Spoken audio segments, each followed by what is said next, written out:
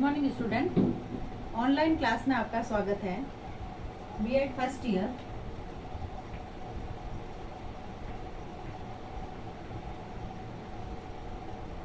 अधिगम और शिक्षण में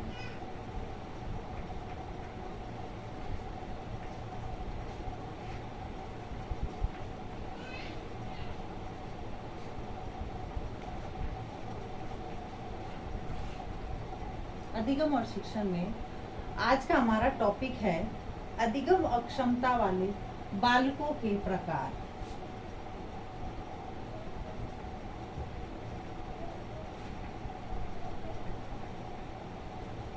अधिगम अक्षमता वाले बालकों के प्रकार।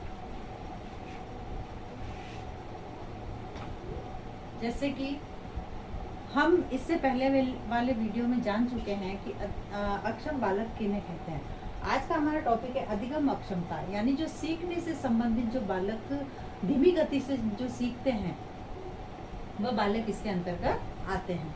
बौद्धिक क्रियाकलाप के इस वर्ग में बालक अन्य बालकों के समान नहीं होते हैं, यानी इनमें किसी भी प्रकार का मानसिक पिछड़ापन नहीं होता है। साथ ही इनमें किसी प्रकार की जैसे दृष्टि दोष, श्रवण दोष भी नहीं पाया जाता है। यानी ये जो बालक होते हैं अधिगम अक्षम बालक, ना तो इनमें दृष्टि दोष तो होता है ना श्रवण दोष होता है, यानी ये ठीक से देख भी सकते हैं और सुन भी सकते हैं,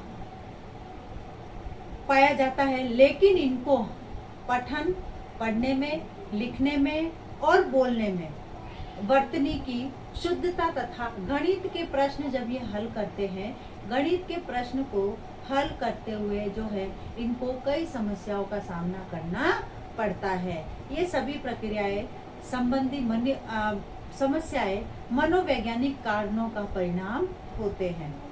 सीखने, बोलने, समझने तथा गणित के प्रश्न आदि हल करने में इनको कठिनाई होती है। यानी अधिगम अक्षमता वाले जो बालक है ये इनको ना तो सुनने में कठिनाई होती है और ना ही देखने में, बल्कि ये जब गणित के प्रश्न हल करते हैं, बोलते हैं और लिखते हैं, इनकी जो वर्तनीय भाषा है इनमें इनको कठिनाई का सामना करना पड़ता है। ये कठिनाइयाँ केवल मानसिक कमी के कारण बिल्कुल नहीं होती। अब इनमें भी मतलब ये जो कठिनाइयाँ होती है केवल मानसिक कमी के कारण नहीं होती है। इनमें भी दो प्रकार के बालक होते हैं। पहला, सामान्य अधिगम संबंधी अक्षमता वाले बालक। इनमें भी दो प्रकार के होते हैं, सामान्य अधिगम अक्षमता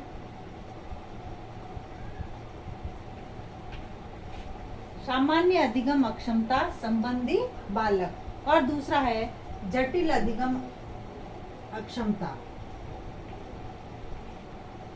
जटिल अधिगम अक्षमता यानी अधिगम अक्षम बालकों के अंतर्गत दो प्रकार के बालक पाए हैं, सामान्य अधिगम अक्षमता संबंधी बालक और जटिल अधिगम अक्षमता संबंधी बालक। अब ये जो सामान्य अधिगम अक्षमता वाले बालक वे होते हैं, यानी इस अधिगम अक्षमता का संबंध बालकों की उन सामान्य कमियों से होता है जिसको प्रशिक्षण एवं प्रयत्न के माध्यम से सुधार कर सकते हैं।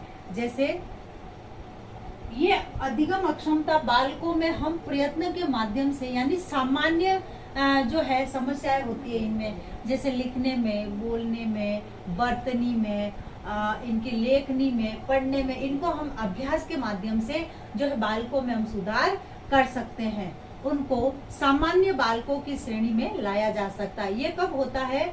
जब शिक्षक द्वारा अभ्यास किया जाता है। प्रारंभिक काल में इन बालकों को आधारभूत अधिगम संबंधी कौशल सिखाने में अनेक समस्याओं से जूझना पड़ता है। अधिगम के एक अथवा दूसरे क्षेत्र में यह समस्या उत्पन्न हो सकती है, परंतु यह समस्या सामान्य श्रेणी की होती है। यदि प्रारंभ से ज्ञात हो जाए कि बालक की सहायता की जा सकती है, यदि हमें शुरू से यह पता चल जाए कि इस बालक को लिखने में कठिनाई है या इसको बोलने में कठिनाई है, तो हम उसकी सहायता कर सकते हैं। यह काम उसे प्रारंभिक प्रशिक्षण देकर और अभ्यास के द्वारा संपन्न किया जा सकता है। यानी इस तरह के सामान्य अधिगम अक्षमता वाले जो बालक है, इनको हम अभ्यास के माध्यम से जो है, जैसे लिखने में, पढ़ने में, किसी भी प्रकार की यदि इनको कठिनाई आती है, तो उस इनकी सारी कठिनाई को हम अभ्यास के माध्यम से दूर कर सकते हैं।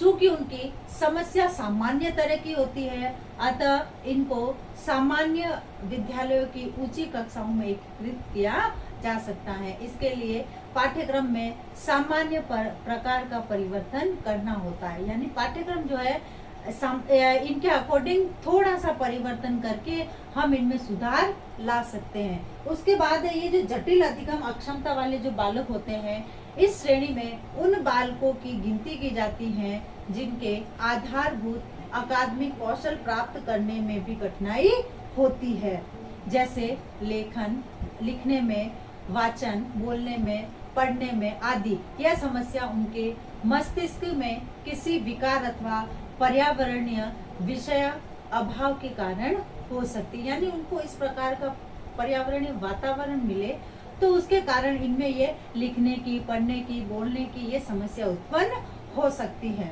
इन बालकों को विद्यालय में एकीकृत करने में बहुत समस्या का सामना करना पड़ता है।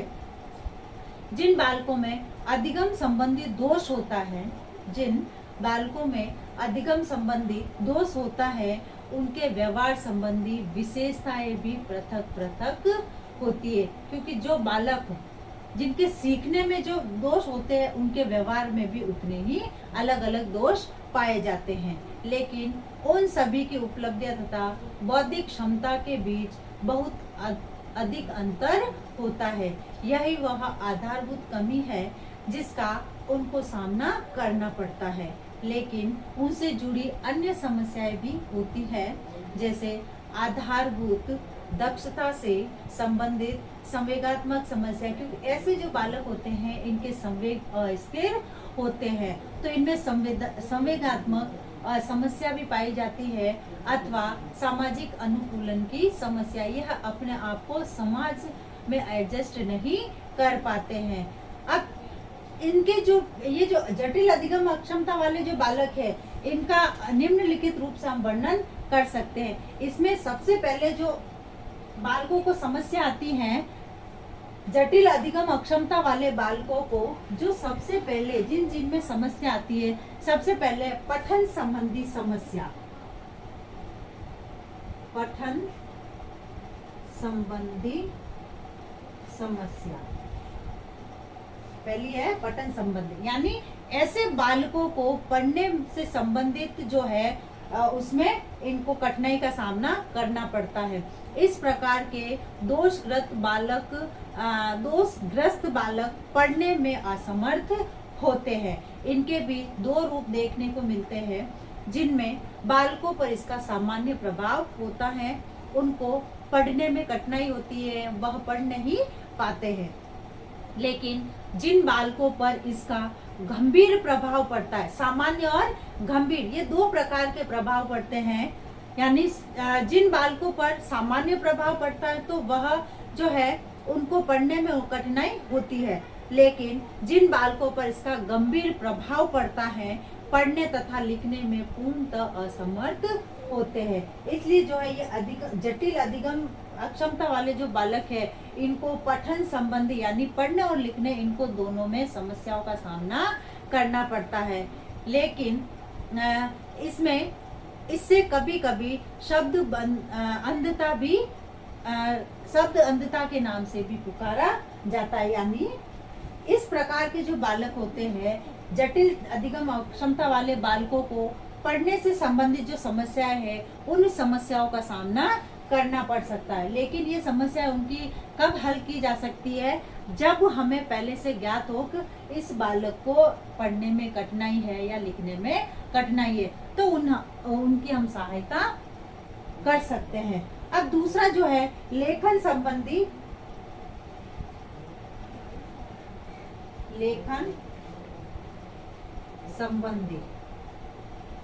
दूसरे प्रकार का जो दोष है या समस्या है, वह लिखने से संबंधित जो कठिनाई है उसका सामना करना पड़ता है। इस दोष से प्रभावित होकर बालक स्वतः स्फूर्ति रूप से लिखने में अशक्त होते हैं, यानी यह खुद लिख नहीं पाते हैं। इस अशक्तता में भी दो रूप होते हैं, सामान्य तथा गंभीर। जिन बालकों में समस्या साधारण श्रेणी की होती है, उनको स्पष्ट लिखने की कला सीखने में कठिनाई होती है। यानी इस प्रकार के जो बालक होते हैं, उनको लेखन संबंधी या लिखने में कठिनाई का सामना करना पड़ता है, या फिर कभी कभी स्पष्ट शब्दों को वो नहीं लिख पाते हैं। फिर है संप्रेषण संबंधी समस्या। अब जो तीसरी जो इसकी है संप्रेषण संबंधी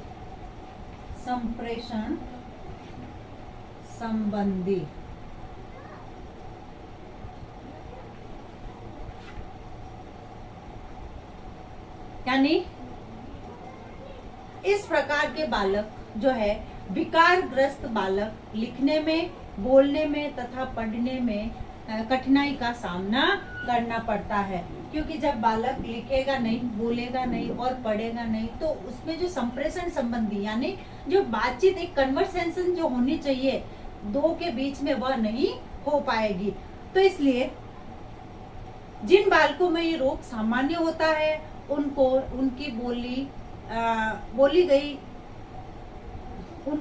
गई बातें, लिखाई गई भाषा को समझने में समस्या का अनुभव होता है। यहाँ तक कि बालक संकेतों और हाव भाव को भी नहीं समझ पाते। इसलिए जो है इस प्रकार के जटिल अधिगम अक्षमता वाले बालकों में संप्रेषण संबंधी समस्याएं भी पाई जाती है, तथा इनको यदि हम जब वो बोलने और लिखने से संबंधित बातों को नहीं समझते हैं, तो हम यदि हाव भाव के माध्यम से या संकेत के माध्यम से भी यदि उनकी समस्याओं को हल करना चाहे तो भी नहीं कर पाते हैं। उसके बाद है संख्या संबंधी समस्या। संख्या संबंधी अब जो है इस समस्या से ग्रसित बालकों को गणितीय क्रिया करने में समस्या उत्पन्न होती है, क्योंकि इस प्रकार के बालकों को अंक चिन्हों के ज्ञान और उनके आपसी संबंधों को समझने में कठिनाई होती है। इस प्रकार के जो बालक हैं, जब गणित के सवाल सॉल्व करते हैं, तब उनको जब संख्या का ज्ञान ही नहीं होता है, तो यदि हम उनसे जोड़ बाकी करवाएंगे तो वह उनको हल नहीं कर पाते हैं। तो यानी इस प्रकार के बालकों में जो है संख्या संबंधी, जब संख्याओं की पहचान ही नहीं होगी तो आगे का काम नहीं कर पाएंगे। इस प्रकार से ये जो अधिगम अक्षमता वाले जो बालक हैं, इन बालकों के दो प्रकार बताए हैं, तथा उसमें भी जैसे पठन संबंधी, लिखने संबंधी, संप्रेषण संबंधी और संख्या संबंधी समस्या का सामना करना पड़ता है। अब है आज का आपका गृह कार्य।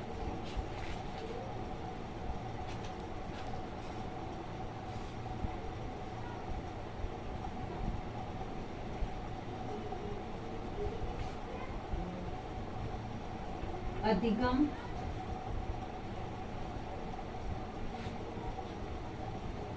अक्षमता वाले बालकों को कितने भागों में बांटा गया है, वर्णन कीजिए। अब एक विशेष बात, जैसे कि हम सभी जानते हैं कि वर्तमान समय में कोरोना जैसी भयंकर महामारी फैल रही है तथा इससे बचाव हेतु हमें उपाय करने, हाथों को सैनिटाइज करना, मुंह पर मास्क लगाना, सोशल डिस्टेंस का ध्यान रखना। बी स्टैंड बी स्ट्रॉन्ग, स्वस्थ रहे, सुरक्षित रहे। धन्यवाद।